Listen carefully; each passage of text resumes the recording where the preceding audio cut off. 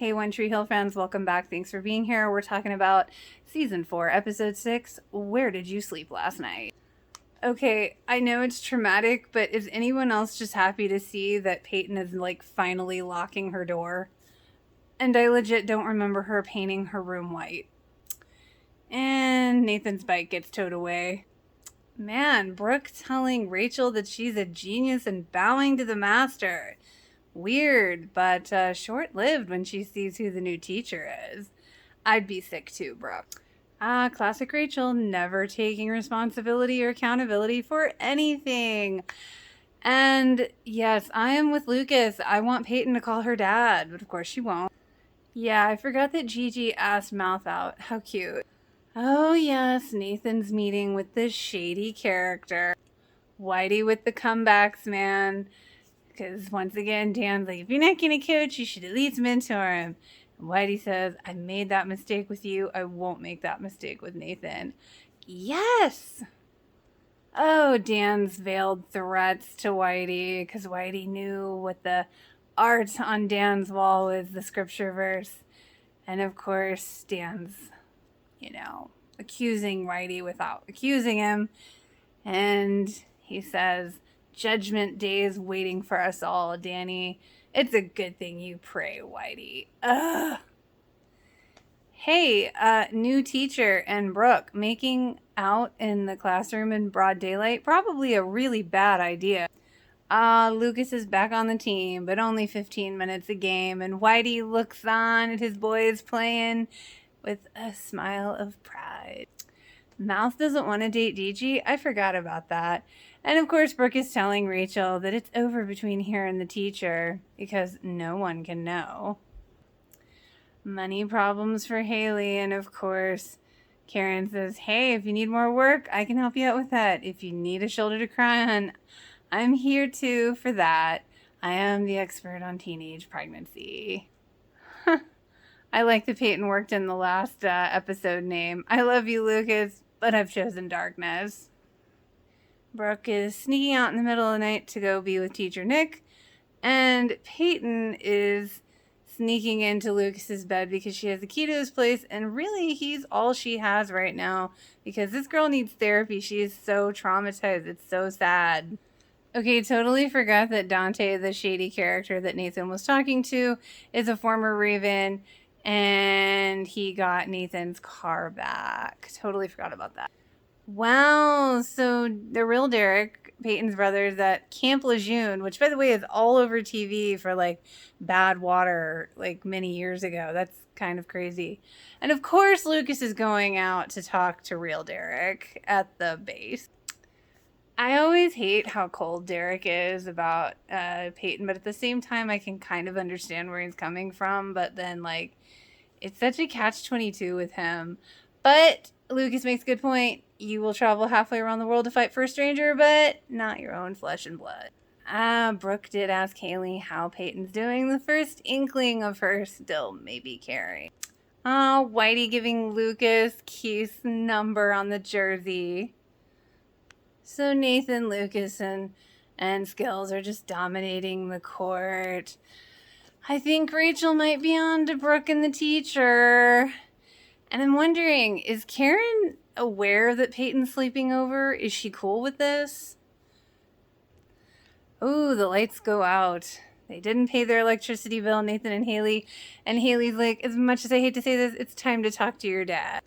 And of course, Dan says, you're not an investment I'm interested in. Remember, you're emancipated. Poor Haley saying she doesn't think she can have this baby, crying to Karen, and Karen being like, girl, I had less than you did. You got more than you think. Setting her straight, I guess you could say. So Derek shows up, and Skills is like, who would have thought Peyton's brother is a brother?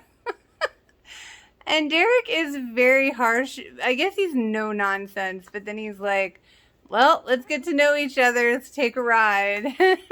And he sees that she has not slept from her personal appearance. Derek is telling Peyton, fear is like a disease that will eat you up if you don't confront it. Very true. Oh my God, Brooke has the teacher, Nick, modeling for her a dress while she alters the dress. That's right. Derek is trying to teach Peyton how to do self-defense, albeit in a antagonizing, harsh way, but hey, whatever gets the job done. Watching the montage of all the shit that Peyton's been through and her using that rage against her brother Derek was kind of emotional. Mouth goes from not wanting to date Gigi to wanting to be the one to ask her out. The lights come back on, and Haley thinks that Nathan talked to his dad, which he did, but that's not where he got the money. Oh, somebody named Red Rum is harassing Dan on Instant Messenger. How high tech.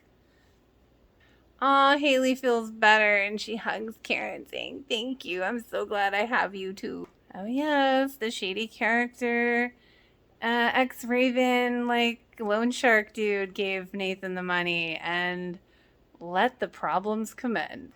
And, of course, on one of Brooke's sneak-outs, Rachel looks out the window and sees why she's sneaking out. And Derek takes Peyton home and says, "I can't be that guy for you, but what I'm really saying is I don't want to be that guy for you. You have your life, I have mine." I kind of hate that they didn't connect more. Okay, Derek decides to stay at the house overnight watching the house, but without Peyton's knowledge.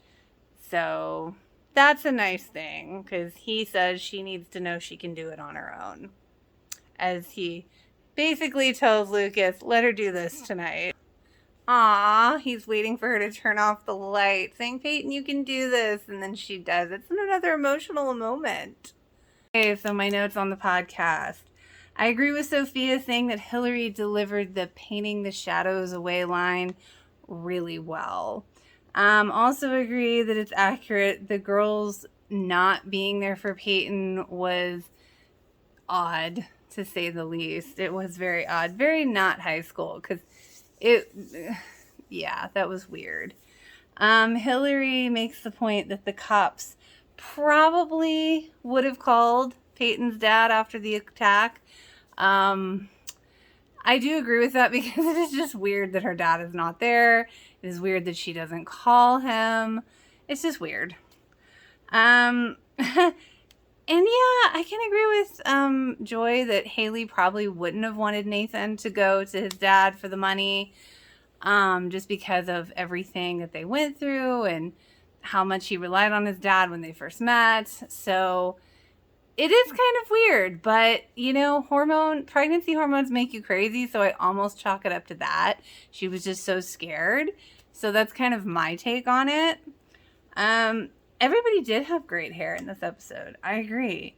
Yeah, I have been wondering if Lucas was wearing eyeliner the last few episodes, so I guess he was.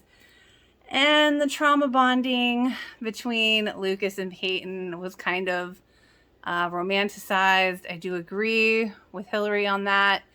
And it isn't, I'm not wild about that either.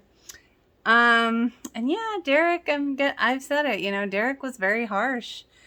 I can agree that, her, Peyton's trauma in this episode as a whole kind of made it seem like she was lesser because, she was traumatized or whatever. And it's that makes you less. But it's it's such a wrong direction, because it's hello, she was the victim.